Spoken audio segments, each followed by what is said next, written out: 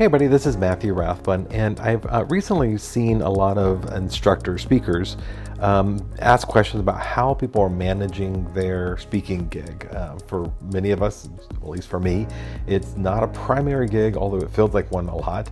And I'm using Notion to manage mine and various aspects of it, and I wanted to share a little bit about that. Now, this is not going to be a Notion tutorial because that's a really in-depth series of classes and meetings, but I would recommend Thomas Frank. You can Google him and go to his page. He's got some great free tutorials and templates and a whole bunch of other stuff. So if you're not familiar, Notion is basically a really fancy, very nice database system, and it is free for most of everything I'm going to show you here. I do pay a little bit a year for the premium version because it comes with AI. I'm not going to do a demo here because this is really kind of a down and dirty of what the potential is and what I'm using it for, and a little navigation stuff. And if you're interested in that, there's other tutorials out there for people who are far better at it than I am. So I am, I say middle of the road. I'm not a novice, I'm not an expert, but I definitely can function here.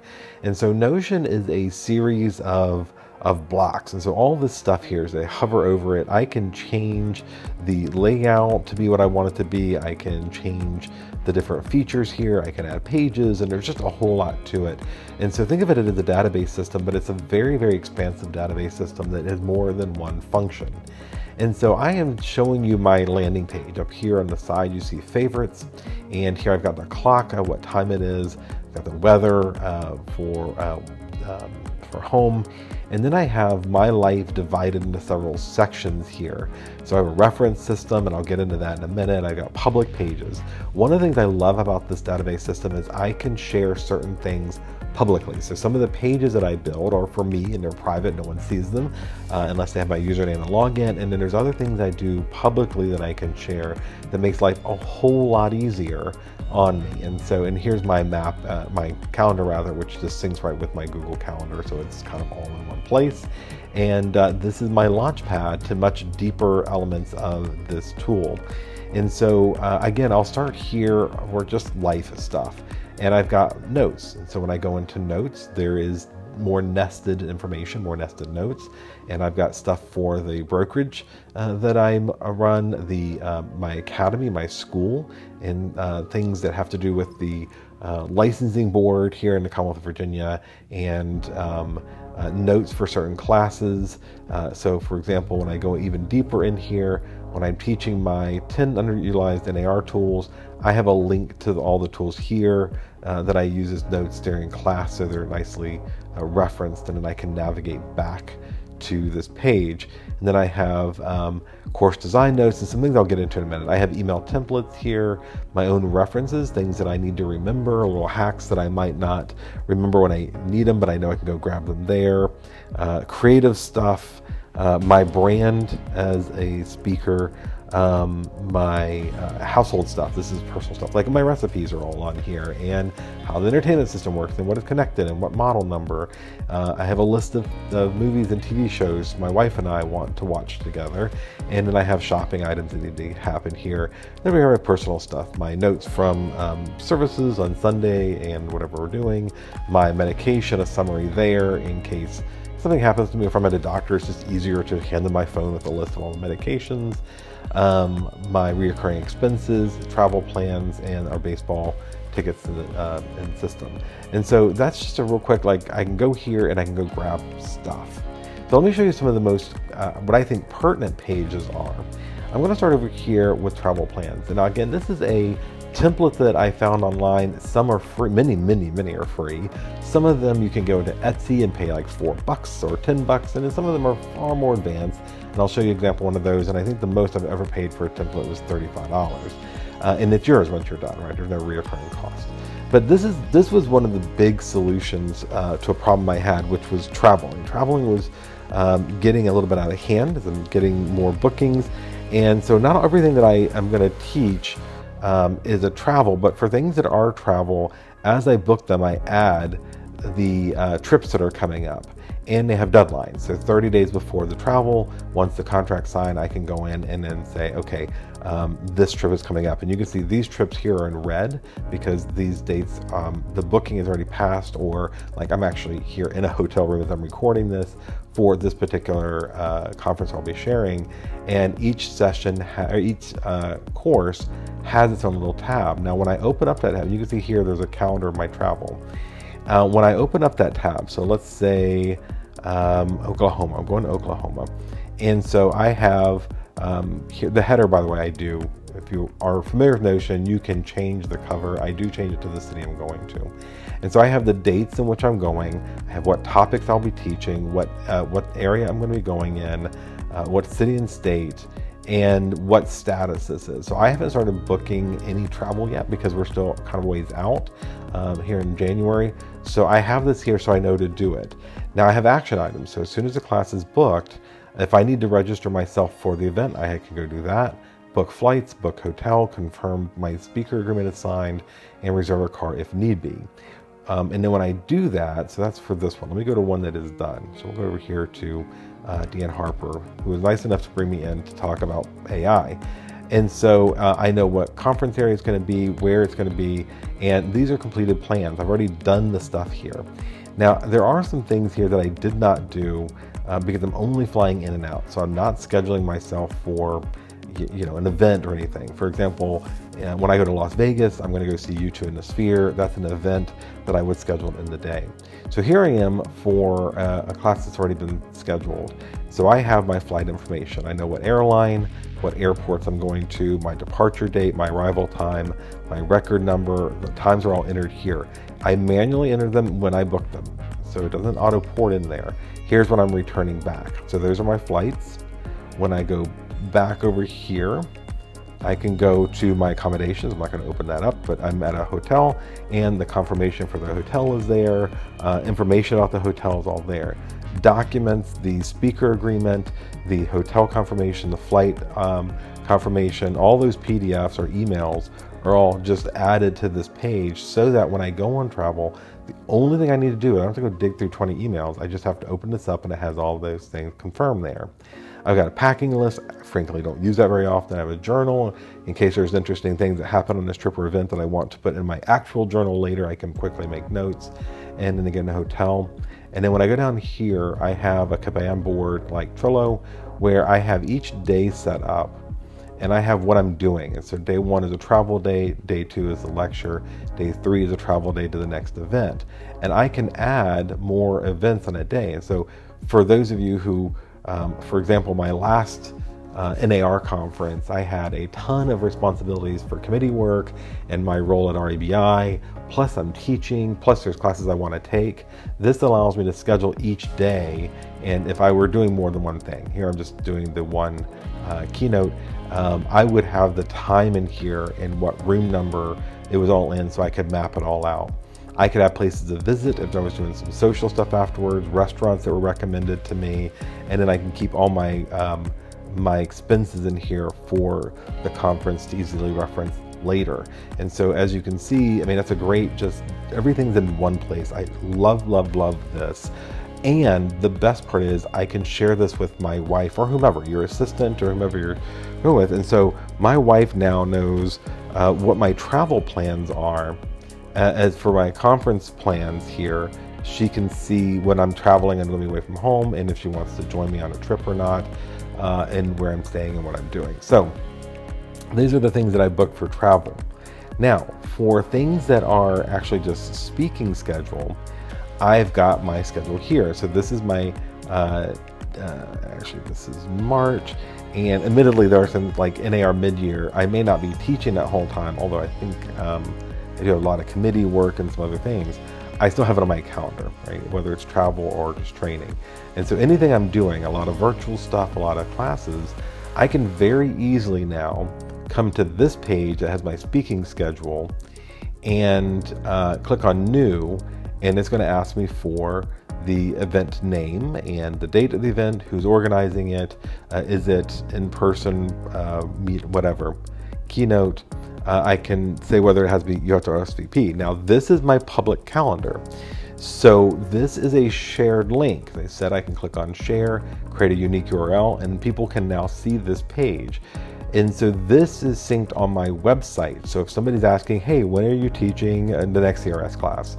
I can easily send them to my website where this is linked, and they can go see. They can't edit, they can't change, they can't do anything, but they can open up the class, see what it's all about, and then they can go to the registration page for whoever's hosting me and register for the class. So this way I'm helping promote the host, the event, and also it's easy for me to send people there who do want to come and follow up classes and take other things that I'm teaching. So that is one. Another thing that I have on here while I'm here for a public web page is your link in bio. And so if you're familiar with Linktree, you have to pay for that every year, or I've just created that here in Notion. So my social media channels are here, my bio, about me, a couple of key things, and how they can find out more about me. And this is what I'm using in my social media things. My studio gear, I get asked a lot what kind of equipment I'm using in my studio for virtual, for recording. And so I have all of that here. It's very easy to add something. I have it here, and I can just share the link now. And if I don't like this lens and I use something else, I can replace it. Again, it's a public link and it's easy to share that out. And then the same thing with apps and software for instructors. So I'm building out a page of tools for when I teach instructor trainer classes. I can simply add the different websites and tools that I use or that I recommend with some information. And admittedly, I need to do tutorials on each of these things, but most of them are already out there and already done. And so I can just share this link with folks. So those are some of my public websites built in this template that are very easy to manage. It's just quickly click new and then add them. And I can customize each of these templates as much as my little heart desires. Also, I have some, again, my personal plans, Shortform. If you're familiar, Shortform is a really, really cool system. I've only started using it about 2 months ago. And I won't do a commercial for Shortform other than say that I can sync what I'm reading in Shortform, what books I'm reviewing here, and then if I've made notes or highlight things, everything I've highlighted using Shortform is right here. So I have the abbreviated books and the most important parts and a summary of them, and then I have my highlights of those summaries here so I can come back for future reference if I'm building a class on that or not. Very similar to that is something called Readwise. And if you're familiar with this is a subscription service that ties to your Kindle. And if you're reading a book on your Kindle and you highlight anything, I have it syncing to Readwise and syncing to Notion. So all my highlights for my books are right here in this one place. Plus, it's a very nice collection, as is Goodreads, of the books that I'm reading that I've made notes of. And it's all automatically synced in Notion, which I just love, love, love. Now, going a little deeper in brand assets. Actually, let me go up here to Student Dashboard. I'm getting ready to take my REI, DREI class. And so I have built out a template here for when that class starts. It's a 6-month class, twice a month. And so I'm going to be able to go through and keep my notes here that I'm taking in the class, any reading things that they have for us, so PDFs I can read or websites will all be linked here, questions I have for the facilitator in between classes, copy of the syllabus, the things I need to do for the class, and then again, it could be on board like a Trello, what progress they are if we get programs or assignments. All right, so that's my student page, my brand assets. My headshots, my logos, the fonts that I use for my stuff are all right here, so I can quickly grab them if I'm building out something new. I also have a brand kit in Canva, so admittedly I don't use that very much here. It's just there in case I need it, so I have to go digging around on my computer for everything else. I have a template for AI artwork. Now, and the reason I keep this as opposed to every graphic on my computer is I'm migrating more and more towards using AI for all my graphics, for my slides and everything else. And so I keep a gallery here. And so every graphic that I've created in AI, I keep here with a label. And so I can search now more easily than I could through other assets and just say, okay, I want a picture of people on Zoom. And I can click here and then there's a picture of people on Zoom.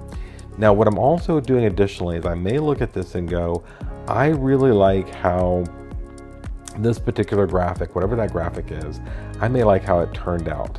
And so I can go here, and if I did this correctly, this isn't what I did, this is one of the older ones. I can go here and just tell you real quickly, and I can copy the prompt I used to create that graphic in the comment section here, so that I know if I want to create something similar, all I can do is copy that prompt from this graphic into the next system to get a similar type of graphic.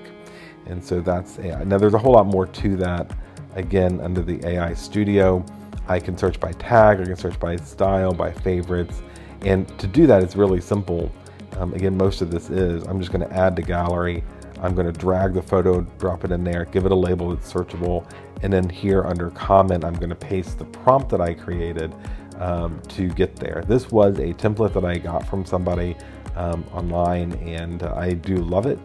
This is probably more complex than I would have made it. He made it much more detailed than I would need, but it's there. I also have my CRM in here for myself as a speaker, and so I've got some work to do to add some of these, but I'm adding everyone that I engage or encounter over the years so that I can engage. Now this is also pretty cool. This is, by the way, just the CRM does not do email campaigns like a traditional CRM. This is strictly a database with my notes of when they reached out to me, what I quoted them, what classes I've taught with them in the past, special notes about them, special needs, methods to follow up, and be able to just build a database. I export that database with a click of a button to MailChimp or to Substack, depending on which target audience I'm in, and I create the emails there. So again, the CRM I don't pay for every month. It's free. It's just a database system. So I'm not as demanding on that as I am as a real estate agent. I've got a much more functional CRM that I use for that. But as a speaker, I just need this database. I have Zoom here. Now this is an interesting concept that I really like. And if you're doing a lot of Zoom classes and you put people into breakout sessions, you know that they spend a lot of time trying to figure out what you told them to do. Because you put 5 people in a room, 2 of them weren't listening at all, 2 of them don't care at all, and 1 of them's trying to corral them. So now what I'm doing is saving the instructions in Zoom. So if I'm doing a business planning class, I've got now a public link, so I will share this link.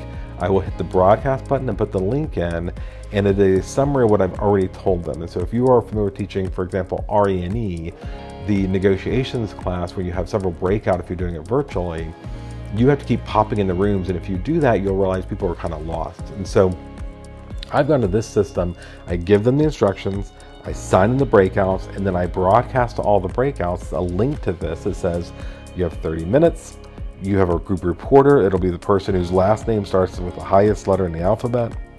You have 20 minutes to spend on building a consumer persona, for example. This is for business planning. Use RPR to get your consumer persona information, create a list of who the villains are for your hero story, develop a list of value propositions that you need to convey, and then reduce all of this work down to 2 sentences and in the last 10 minutes, and then the reporter will report it. And you can build this out as much as you want. You can embed videos, you can do a whole bunch of stuff if you wanted to use that. So I just find that's easier than trying to go back and forth and keep them on track. And of course, I just have a lot of notes, and I talked about these earlier. So these are just tons and tons of notes about everything. Life quests, these are me personally, where I want to go hiking and camping, adventures I want to go on, trips my wife and I want to go on. It's just kind of a dumping ground to keep all those notes in second brain. This is for a nonprofit, which I'm on the board of directors. And here's all the meeting notes and all the historical data I have, so I can go back. Also, I have client files here, and so I have, if I were to have a new listing, I could go here. Now I've got other systems for this, so these are just templates that I was using for a while, but I could use this for that type of thing. If I get a new listing and all the tasks that need to be done for each checklist and all the stuff to keep there. For my video stuff, so I'm working on a video series and how to teach a hybrid class, and so I can go in and I have, again, I have a board of, is it an idea? Am I actually working on it? Do I do B-roll? Have I scripted it? Have I reviewed it? These are just ideas that I have for my YouTube channel. I have a lot of work to do. And then I can move it down to I'm researching this now, or I've started the script for that video, and it's done and it's ready for somebody to review or to post. Content calendar. And this is just like when we tell the agents, you need to have a schedule of what content's going out over the year. And so I have certain pieces of content that I have created that I want to share on social media or a newsletter, and I have shared links to it, and I have shared the dates it needs to go out and which platform it's being shared on, as to not duplicate that content or mess it up. So now that is a very simple content calendar. I am now working on, and I have not launched this yet for myself. Again, this was a template content operating system, and it is much more detailed, and it's about newsletters and all this stuff. And so I'm going to be way more organized than that than I've been in the past. So that is just the relative elements I'm using for my second brain, so that I can keep all my notes there, thoughts, what I'm reading in that content. Those are some of the tools that I am using for keeping track of my life so I don't go crazy. And honestly, I will say it has brought so much peace to my mind to have all these things organized here and available to quickly share. I've been able to execute much better by having these resources here and kind of breaking down the barriers of getting things done, like updating a education calendar through WordPress or through whatever app you're using was just so tedious. And now to just simply go, all right, I booked the class, I have the signed speaker agreement, I'm going to add it to my calendar by filling in 4 basic pieces of information, hit enter, and it's automatically published and in real time. To have a checklist for travel for classes that are coming in, I mean, it's just so much easier. So that is my not as quick as I'd like it to be, or you would have liked it to be, but that is my down and dirty and how I'm using Notion to build a better me as a speaker and to manage my speaker life. Thanks for watching.